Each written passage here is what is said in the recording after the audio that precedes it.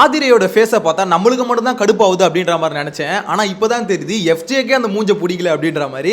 ஆக்சுவலாக இன்னைக்கு வந்து ஹாட் ஸ்டாரில் ஒரு ப்ரோமோ ரிலீஸ் பண்ணியிருப்பாங்க. அதில் பார்த்துருப்பீங்க ஆதிரை எஃப்ஜேவும் மாறி மாறி சண்டை போட்டிருப்பாங்க. என்னது இவங்களுக்குள்ள சண்டையா அப்படின்ற மாதிரி நிறைய பேருக்கு டவுட் இருக்கும். ஆக்சுவலாக இந்த ரெண்டு பீஸுங்களும் அடிக்கடி சண்டை போட்டுக்கும், அது வேறு விஷயம்னு வச்சுக்கோங்களேன்.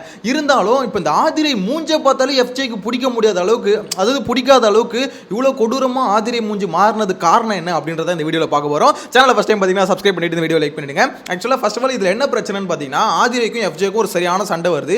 எதுவும் இல்லை, ஒரு தோசை ஊத்துறதுல ஒரு பெரிய பிரச்சனை. அதுதான் இந்த ரெண்டு பீஸுங்களுக்கும். ஆதிரை வந்து பார்த்தீங்கன்னா இவ்வளோ நாளாக சூப்பர் டீலக்ஸ் ஹவுஸில் தான் இருக்காங்க. அவங்களுக்கு வந்து இவ்வளோ நாளாக நம்ம சூப்பர் டீலக்ஸில் இருக்கோம், மற்றவங்களை வேலை வாங்கணும் அப்படின்ற மாதிரிலாம் தெரியவே இல்லை. இன்னைக்கு தான் பார்த்தீங்கன்னா திடீர்னு மூளை வந்து வேலை செஞ்சிருக்கு. நம்ம சூப்பர் டீலக்ஸில் இருக்குமே, நம்ம சும்மா இருக்கக்கூடாது, ஏதாவது வேலை கொடுக்கணும்ல, அதான் நம்மளுக்கு வேலை அப்படின்ற மாதிரி மூளை ஆக்டிவேட் ஆகி அவங்க என்ன பண்ணியிருக்காங்க, திடீர்னு தேடி இருக்காங்க. யார் நம்ம சொல்கிற வேலையெல்லாம் செய்வா, யார் நம்ம வந்து வேலை வாங்கணும், யார் நம்ம வந்து பழி வாங்கணும். ஏன்னா வேலை கொடுக்குறதுனா என்னது, நம்ம யாரையுமே சும்மா விடக்கூடாது சொல்லிட்டு தான் எல்லாரும் வேலை கொடுப்பாங்க. அப்படி அவங்க தேடி பிடிச்ச ஆள் யார் தெரியுமா, எஃப்ஜே தான் கஷ்டப்பட்டு தேடி பிடிச்சிருக்காங்க. இவங்ககிட்ட தான் நம்ம வேலை வாங்கணும் அப்படின்ற மாதிரி. அதுவும் எப்படி வேலை வாங்கணும்னு நினச்சிருக்காங்க தெரியுமா, ரொம்ப ஃபன்னா. அதாவது நீ பெல்ட்டி அடிப்ப, நீ ஓடிட்டு ஓடிடுவ, இந்த மாதிரி உனக்கு வந்து ஒரு டாஸ்க் கொடுக்கணும், அதுதான் என்னோட வேலை அப்படின்ற மாதிரிலாம் அவங்க பேசிட்டு இருக்காங்க. யாரு, ஆதிரை. ஸோ அதை வந்து எஃப்ஜே செஞ்சாரான்னு பார்த்தீங்கன்னா செய்யலை. ஏன்னா நீ வந்து ஒரு மாதிரி முறைச்சிக்கிட்டே என்கிட்ட பேசுற, அது எனக்கு பிடிக்கவே இல்லை அப்படின்ற மாதிரி எஃப்ஜே சொல்ல, என் மூஞ்சியே அப்படிதான்டா, என் மூஞ்சியே அப்படிதான், அது என் மூஞ்சி கொஞ்சம் முறைச்சா மாதிரி தான் இருக்கும், அதுக்கு நான் என்ன பண்ணுறது அப்படின்ற மாதிரி பார்த்தீங்கன்னா இவங்க கேட்க, உன் மூஞ்சி அப்படி தான் இருக்கும்னு தெரியும், ஆனால் இருந்தாலும் என்கிட்ட அந்த மாதிரி மூஞ்சை காமிக்காதன்னு தானே சொன்னேன், அப்புறம் எதுக்கு அந்த மாதிரி மூஞ்சை காமிக்கிறேன்னு எஃப்ஜே கேட்க, டேய் என் மூஞ்சியே அப்படி தானே சொல்கிறேன், திருப்பி அந்த மூஞ்சை காமிக்காதானே என்னடா பண்ணுறது அப்படின்ற மாதிரி ஆதிரியை சொல்ல, டேய் இந்த ரெண்டு பீஸுங்களை தயவு செஞ்சு எப்படியாவது வெளியே துரத்துங்கடா அப்படின்ற மாதிரி தான் மக்கள் சொல்லிட்டு இருக்காங்க. உண்மையிலே சொல்கிறேன், இதுங்க ரெண்டு பேரும் போடுற சண்டை இருக்குல்ல, அதை பார்க்கும்போது நம்மளுக்கு சிரிப்பு தான் வருது. ஏன்னு பார்த்தீங்கன்னா இங்கே ஆதிரையை எடுத்து வைக்கிற பாயிண்ட் இருக்குல்ல, அவங்க வந்து ஜெனியூனாக இந்த டாஸ்க் கொடுக்கணும், இவனுக்கு வந்து வேலை வாங்கணும் அப்படின்றதுக்கோசம் அதெல்லாம் பண்ணுறாங்களான்னு பார்த்தீங்கன்னா இல்லை. இது ஏன் பண்ணுதுன்னு நம்மளுக்கு தெரியும், அவன் ஏன் பண்ணுறான்னு நம்மளுக்கு தெரியும். ஸோ இதெல்லாம் பார்க்கும்போது டேய் பார்க்குறவங்க என்ன கேன நினச்சிங்களாடா அப்படின்ற மாதிரி தான் இருக்குது. ஏன்னா ஆதிரையை பொறுத்த வரைக்கும் எஃப்ஜே கூட கொஞ்சம் குழாவணும். அதனால் வந்து இந்த டாஸ்க்கை வந்து ஆல்ரெடி 24/7 எஃப்ஜே கூட தான் சுற்றிட்டு இருக்காங்க. ஓகேங்களா, இதுக்கு நடுவில் பார்த்தீங்கன்னா இப்போ இந்த டாஸ்க்கும் வேற யாருக்கும் கொடுத்துட்டா எஃப்ஜே விட்டு மிஸ் பண்ணுவாங்கல்ல. அதனால் பார்த்தீங்கன்னா அவ்வளோ பேர் இருந்தாலும் எஃப்ஜே கிட்ட மட்டும் டாஸ்க் கொடுக்குறாங்க. இந்த மாதிரி நீ தோசை ஊற்றக்கூடாது, நீ நான் சொன்ன டாஸ்க்கை செஞ்சாதான்ப்பா நீ தோசை ஊற்றணும் அப்படின்ற மாதிரி இவங்க சொன்னோன்னே எஃப்ஜே பார்த்தீங்கன்னா கரண்டியை தூக்கி அடிச்சுட்டு அப்படியே ஒரு மாதிரி பார்த்தீங்கன்னா வேற ஏதோ தூக்கி போட்டு அப்படியே பெட்ரூம்குள்ள போய் படுத்துட்டாப்ல. ஸோ உடனே ஆதிரை கேட்குறாங்க, என்னது ஒரு டாஸ்க் கொடுத்தா செய்யணும் அப்படின்னு சொல்லிட்டு பார்த்தீங்கன்னா அவங்க கத்திட்டு பின்னாடியே போயிட்டு, ஏன்டா கோவப்பட்ட, ஏன் செல்லம் கோவப்படுறேன், நான் உங்ககிட்ட டாஸ்க் தானே செய்ய சொன்னேன், எதுக்கு நீ கோவப்படுற அப்படின்ற மாதிரி, இங்கேருந்து போயிட்டு தயவு செஞ்சு, நான் மூட் ஸ்விங்கில் இருக்கேன், எனக்கு அப்போ தான் மூடு மாறிக்கிட்டே இருக்கும். உடனே இவங்க சொல்கிறாங்க, நான் கூட தான் நேற்று மூட் ஸ்விங்கில் இருந்தேன், இன்றைக்கி மூட் ஸ்விங்கில் இருக்கேன்னா அதுக்கு எனக்கு எப்படி தெரியும் அப்படி. என்னடா மூட் ஸ்விங்கு, என்னடா ஒரேடே உருட்டுறீங்க நீங்கள், ஆக்சுவலாக உனக்கு பிடிக்கலன்னா ஆதிரையே பிடிக்கலன்னு சொல்லிட்டு டேரெக்டாக சொல்லி விட்டுரு, அது ஏன்டா பிடிக்குதுன்ற, அதாவது ஒரு மாதிரி பார்த்தீங்கன்னா இங்கே வேணா வெளியே வச்சுக்கலான்ற, அப்புறம் சரி வெளியே வச்சுக்கலாம்னா கட் பண்ணி அதோட முடிச்சு விட்டுணும். திருப்பி ஆதிரியை வந்து பேசும்போது கொஞ்சம் திருப்பி இந்த சண்டை நடக்குதுல்ல, இந்த சண்டை நடந்து கொஞ்ச நேரத்தில் பார்த்தீங்கன்னா ரெண்டு பேரும் கட்டி பிடிச்சிருக்கானுங்க. டேய் அதாவது இவனுங்க என்ன பண்ணுறாங்கன்னா, எனக்கு ஒரு பக்கம் அரோரா துஷார் இருக்குல்ல, இந்த ஒரு ஜோடியை வந்து நம்ம நிறைய இதில் கிரிட்டிசைஸ் பண்ணியிருக்கோம், ட்ரோல் பண்ணியிருக்கோம், எல்லாமே நடந்திருக்கு. ஆனால் அதை விட இவனுங்க ஒரு மாதிரி பண்ணிட்டு இருக்கானுங்க. ஏன்னா இவனுங்க வந்து பார்த்தீங்கன்னா அவனுங்களா அதாவது அரோராக்கு வந்து துஷார் மேலே ஒரு ஃபீலிங்ஸ் இருக்குது, அது ஓப்பனாக தெரியுது. அவங்க வந்து அது எல்லாம் மீறி போகிறாங்கன்னு சொல்லிட்டு நம்ம திட்டிகிட்டு இருக்கோம், அரோரா நீங்கள் பண்ணுறது தப்பு அப்படின்னு. ஆனால் இவனுங்களுக்கு உண்மையிலே ஃபீலிங்ஸ் இருக்கா இல்லையானே தெரியல. ஏன்னா ஆதிரை பண்ணுறதும் பக்கா ஃபேக்காக இருக்குது. ரெண்டே வாரத்தில் இந்த அளவுக்கு வந்து அப்படியே அட்டாச் ஆகிட்டாங்களாம். அவர் ஏதாவது மூட் ஸ்விங்கில் இருந்தால் வந்து மூஞ்ச பார்த்தாலே கண்டுபிடிக்கணுமா, எனக்கு ஒன்றும் புரியல, என்னடா பண்ணுறீங்க நீங்கள். ஆக்சுவலாக இங்கே எஃப்ஜேக்கும் ஆதிரைக்கும் இருக்க பிரச்சனை என்னன்னா, ரெண்டு பேருமே உண்மையிலே அட்டாச் ஆகலை. ரெண்டு பேருமே என்ன பண்ணாங்கன்னா ஒரு கண்டென்ட்டுக்காக அட்டாச் ஆகிருக்காங்க. அப்படின்னும் போது எது ரியல் எது ஃபேக்குன்னு ரெண்டுத்துக்குமே தெரியல.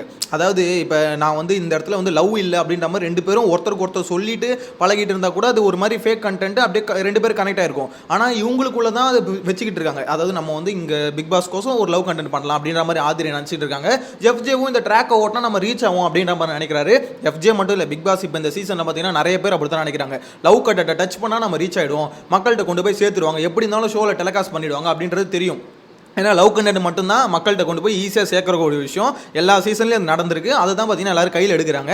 நீ கையில் எடுக்கிறது தப்பு இல்லை, உண்மையிலே உனக்கு லவ் வரல, அதுவே பெரிய தப்பு. நீங்கள் வந்து ஒரு கண்டென்ட்டுக்காக பண்ணுறீங்க, அதுவும் ஒரு பெரிய தப்புன்னு வச்சுக்கோங்க.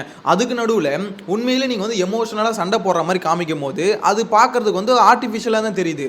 அதை ஏன்டா திருப்பி காமிச்சு மக்களை ஏன்டா இரிட்டேட் பண்ணுறீங்க அப்படின்ற மாதிரி தான் இருக்குது. அதுலேயும் அந்த ஆதிரி இருக்காங்க பாருங்க, ஐயோ நேற்று நைட்டு தான் வந்து இஷ்டத்துக்குன்னு பேசிக்கிட்டு இருந்தாங்க. இந்த மாதிரி வந்து நீ என்னை திட்டுற முறைக்கிற, என்கிட்ட மட்டும் கோவப்படுற, ஏன்டா இப்படி பண்ற அப்படின்ற மாதிரிலாம் கேட்டுட்டு இருந்தாங்க. அதே ஆதிரியை கட் பண்ணி மற்ற கண்டஸ்டன்ட் கிட்ட பேசும்போது பார்க்கணுமே, அப்படியே மூஞ்சி வந்து பத்திரகாளி மாதிரி ஆயிடும். ஏமா இங்க என்னம்மா கொலையிற, அங்க என்னன்னா எகிர்ற, என்னதாம்மா நீனு. ஆக்சுவலா மற்றவங்க கிட்ட நார்மலா பேசினாலே போதும், ஒரு பாயிண்ட் சின்ன பாயிண்ட் இருந்தாலே போதும், அந்த பெரிய பாயிண்ட் ஆயத்தி பயங்கரம் பேசிட்டு இருப்பாங்க. ஆனா இவங்ககிட்ட மட்டும் பாத்தீங்கன்னா ரொம்ப எவ்வளவு பெரிய, அதாவது தூக்கி கரண்டி தூக்கி வச்சுட்டு போயிட்டான். இதே இடத்துல வேற யாராவது, இந்த எக்ஸாம்பிள் திவாகர்னு வச்சுக்கோங்களேன், கரண்டி அந்த மாதிரி தூக்கி அடிச்சுட்டு நான் வந்து செய்ய முடியாது அப்படின்னு சொல்லிட்டு உள்ள போய் உட்காந்துருன்னு வச்சுக்கோங்களேன், அவ்வளவுதான் இன்னைக்கு பிக் பாஸ் வீடியோ 2 கூறு போட்டிருக்கோம். ஸோ அந்த மாதிரி ஒரு கேரக்டர் தான் ஆதிரையை நம்ம இத்தனை நாள் பார்த்துன்னு தான் இருக்கோம். எப்படா கண்டென்ட் கிடைக்கும்னு சொல்லிட்டு கழுகு மாதிரி காத்துட்டு இருக்குது. யாராவது வந்து ஒரு விஷயத்தை விடுவாங்க, அந்த ஒரு பாயிண்ட் எடுத்து நம்ம பெரிய சண்டையாக மாற்றலாம் அப்படின்ற மாதிரி வெயிட் பண்ணுறது. ஸோ வெளியே பார்த்தீங்கன்னா சப்போர்ட்டுக்கு அவங்க டீமை செட் பண்ணிக்கிறது. இந்த மாதிரி பக்கா ப்ரீ பிளான்டாக அதாவது அவங்க அக்கா செட் பண்ணி கொடுத்த ஒரு ப்ரோக்ராமில் பார்த்தீங்கன்னா உள்ளே போயிருக்காங்க. ஸோ அப்படின்னும் போது எல்லாமே செட்டிங் தான் வச்சுக்கோங்களேன். இருந்தாலும் இப்போ நீங்கள் இந்த மாதிரி பண்ணும்போது மக்களுக்கு ஆர்டிஃபிஷியலாக தெரியுது அப்படின்றது உங்களுக்கு புரியுதா புரியலையான்றதான் இங்கே எல்லாருமே கேட்டுக்கிட்டு இருக்காங்க. இதுக்கு எஃப்ஜே மேலே ஆல்ரெடி எல்லாருமே சம கடுப்பில் இருக்காங்க. இதில் இவன் பண்ணுறது வந்து பார்த்தீங்கன்னா இன்னும் கடுப்பாக தான் ஆகும் அப்படின்ற மாதிரி தான் எனக்கு என்னமோ சொல்ல தோணுது. ஏன்னா இந்த வாட்டி எலிமினேஷனில் பார்த்தீங்கன்னா எஃப்ஜே போகிறதுக்கு வாய்ப்பு இருக்கு. நான் ஆல்ரெடி சொல்லியிருந்தேன், கெமி, எஃப்ஜே, அரோரா 3 பேர் தான் பார்த்தீங்கன்னா ரிஸ்கான லிஸ்ட்டில் இருக்காங்க. ஸோ அப்படின்னும் போது எஃப்ஜே இதே மாதிரி பார்த்தீங்கன்னா இரிட்டேட்டிங் கண்டென்ட் கொடுத்துக்கிட்டே இருந்தாருன்னா வேலைக்கே ஆகாது. இதில் வேற அவங்க கோவப்படுறாங்களா மாற்றி ஏய் நான் உங்ககிட்ட பேச மாட்டேன், நீ என்கிட்ட பேசாத அப்படின்ற மாதிரி மாற்றி கோவப்படுகிறாங்க. வெளியே வந்து அவங்க கத்துறாங்க பாரு, ஒரு டாஸ்க்கை கொடுத்தா உன்னால ஒழுங்காக செய்ய முடியல, அப்புறம் என்ன சூப்பர் டீலக்ஸில் கொடுத்த டாஸ்க்கை நீங்கள் செஞ்சு தான் ஆகணும் அப்படின்ற மாதிரிலாம் பேசுகிறாங்களே. கொஞ்ச நேரத்தில் பார்த்தீங்கன்னா 2 பேரும் உட்காந்து சாரிடா நானும் சாரி, இதுக்கப்புறம் இப்படி நடக்காது பார்த்துக்கலாம் அப்படின்ற மாதிரி பார்த்தீங்கன்னா சமாதானம் ஆயிடுச்சுங்க. அது வேற விஷயம். இப்படி சண்டை வந்தால் சமாதானம் எல்லாம் ஓகே தான் வச்சுக்கோங்களேன். ஆனால் அங்கே ஆதிரை கொடுத்த ஒரு பில்டப் இருக்குல்ல, அதுதான் இங்கே பேசக்கூடிய விஷயம். ஏன்னா இவ்வளோ நாள் கிட்டத்தட்ட இந்த சூப்பர் டீலர்ஸ்க்கு வந்து 1 வாரம் ஆயிடுச்சு. இந்த 1 வாரத்தில் வேற யாரையாவது ஆதிரை வந்து இந்த மாதிரி வேலை வாங்கி நம்ம பார்த்துருக்குமா அப்படின்னு பார்த்தா இல்லை. ஏன்னா அவங்க full and full super deluxe ஹவுஸில் இருக்க மாதிரி தான் இருக்காங்க. வர சாப்பாடை மட்டும் வாங்கி சாப்பிட்றது. ஆனால் ஃபுல்லாக நன்றி விசுவாசத்தை பார்த்தீங்கன்னா பிக் பாஸ் ஹவுஸுக்கு காமிக்கிறது. பிக் பாஸ் ஹவுஸில் ஒரு ஹவுஸ்மேட்டாக தான் இருந்துட்டு இருக்காங்க. தூங்குறது மட்டும் இங்கே தூங்கி எழுந்தவொன்னே பார்த்தீங்கன்னா அங்கே போய் ஒர்ஸ் ஆரம்பிச்சிருது. இதை தான் ஆதிரை வந்து பார்த்தீங்கன்னா 24/7 பண்ணிட்டு இருக்காங்க. ஸோ இதை பண்ணிட்டு இருந்துட்டு இப்போ வந்து ஏதோ சூப்பர் டீலக்ஸுக்கு வந்து உழைக்கிற மாதிரி நீ பில்டப் கொடுக்குறல, அதை பார்க்கும்போது நம்மளுக்கே எவ்வளோ கடுப்பாகுதுன்னா, மற்ற சூப்பர் டீலக்ஸ் ஹவுஸ்மேட்ஸ் இருக்குல்ல அவனுங்களுக்கு எவ்வளோ காண்டாகும். ஏன்டாடி என்னடி இப்படி நடிக்கிற, நாங்கள் இப்போ மட்டும் நாங்கள் கொடுக்குற வேலையை நீங்கள் செஞ்சு தான் ஆகணும். மற்ற டைமில் வேற ஏதாவது வேலை கொடுத்துறாங்கன்னு வச்சுக்கோங்களேன் எஃப்ஜேக்கு, அவனை நீங்கள் நோண்டுறீங்க, எஃப்ஜேவை நீங்கள் நோண்டுறீங்க, ட்ரிகர் பண்ணுறீங்க அப்படின்ற மாதிரி பேசுறது. இப்போ உனக்கு ஒன்றுனா மட்டும் நாங்கள் அப்படியே ஒன்று சேர்ந்துக்கிறது. எனக்கு தெரிஞ்சு இந்த சூப்பர் டீலக்ஸ் ஹவுஸில் இருக்காங்க பார்த்தீங்களா, இவங்க எல்லாம் சேர்ந்து இவனை வந்து வீட்டுக்குள்ளே விட முடியாது சொல்லிட்டு வெளியே அடிச்சு துரத்தி விட்டுணும். அவள் உள்ளே போனால் நாங்கள் வந்து பிக் பாஸ் வீட்டுக்குள்ளே வரமாட்டோம் அப்படி ஸ்ட்ரைக் பண்ணணும். ஏன்னா இந்த மாதிரி ஒரு கேரக்டர் இந்த டீமுக்கு சப்போர்ட் பண்ணாமல் ஃபுல் அண்ட் ஃபுல் அந்த டீமுக்கு சப்போர்ட் பண்ணிக்கிட்டு அங்கே சிங்சாங் அடிச்சுக்கிட்டு இங்கே வந்து சாப்பாடை சாப்பிட்டுக்கிட்டு இருக்குதுல்ல, இதை பார்க்கும்போது உண்மையிலே சொல்கிறேன் எனக்கே எவ்வளோ வெறியாகுதுன்னா உள்ளே இருக்கவங்களுக்கு செம்ம கடுப்பாகும். ஆனால் இது வரைக்கும் பார்வதி இவங்கள மாதிரி ஆளுங்க ஏன் ஆக்ஷன் எடுக்கல அப்படின்றத எனக்கு ஒன்றும் புரியல. ஏன்னா பார்வதி கேரக்டர் பற்றி நம்மளுக்கு தெரியும். இந்த மாதிரி ஒரு விஷயம் நடந்துட்டு இருக்கு. அதான் சொல்கிறேனே, இந்த மாதிரி பிரச்சனை இப்போ ஆதிரி பண்ணுறதுலாம் ரொம்ப தப்பு. ஏன்னா டபுள் கேம் ஆடுறது, அதாவது டபுள் கேம் இல்லை, ஒன் சைடு அவங்க சைடு வந்து கேம் ஆடிட்டு இருக்குது. ஸோ இதெல்லாம் பாயிண்ட் அவுட் பண்ணி எடுத்து பெரிய பிரச்சனையாக்கி சண்டையாக்குனா பார்வதி பக்கம் ஏதோ சொல்ல வந்தேனே, பார்வதி பக்கம் இன்னும் கொஞ்சம் வந்து பயங்கரமாக வந்து பார்த்தீங்கன்னா அவங்களுக்கான சப்போர்ட் இன்க்ரீஸ் ஆகும். ஆனால் இங்கே விஷயம் என்னன்னு பார்த்தீங்கன்னா பார்வதி அந்த மாதிரி ஒரு இதை எடுக்க மாட்டாங்க. அவங்களுக்கான சப்போர்ட் இன்க்ரீஸ் பண்ணால் இந்த மாதிரி கரெக்டான பிரச்சனை எடுக்கணும். சின்ன பிரச்சனை சும்மா வந்து இங்கே கிள்ளிட்டான் இவன் நோண்டிட்டான் அப்படின்ற பிரச்சனையெல்லாம் பெருசாகிறாங்க. அதுதான் பார்த்தீங்கன்னா பார்வதி கிட்ட இருக்க நெகட்டிவ். எனக்கு தெரிஞ்சு ஆதிரை யார் வந்து இவங்க பண்ணது தப்புன்னு சொல்ல போகிறாங்கன்னு தெரியல. மேபி விஜய் சேதுபதி தான் வந்து சொல்லுமா, இல்லை அதுக்குள்ள ஹவுஸ்மேட்ஸ் யாராவது வந்து ஏமா என்ன நீ அங்கேருந்து இங்கே பண்ணி சுபிக்ஷாக்கே எல்லாமே தெரியுது அந்த பொண்ணு வந்து இங்கே சப்போர்ட் பண்ண மாட்டுது அப்படின்னு. இருந்தாலும் அது பிரச்சனையாக கிளப்ப மாட்டுது அப்படின்றத இப்போ வரைக்கும் பிரச்சனை. எனிவேஸ் வெயிட் பண்ணி பார்க்கலாம் விஜய் சேதுபதி கேட்குறாரா இல்லை அதுக்கு முன்னாடி யாராவது கேட்கறாங்களா அப்படின்ற மாதிரி. இந்த லவ் கண்டென்ட் இருக்குல்ல ஆதிரை எஃப்ஜே, இந்த லவ் கண்டென்ட்டை நீங்க என்ன நினைக்கிறீங்க?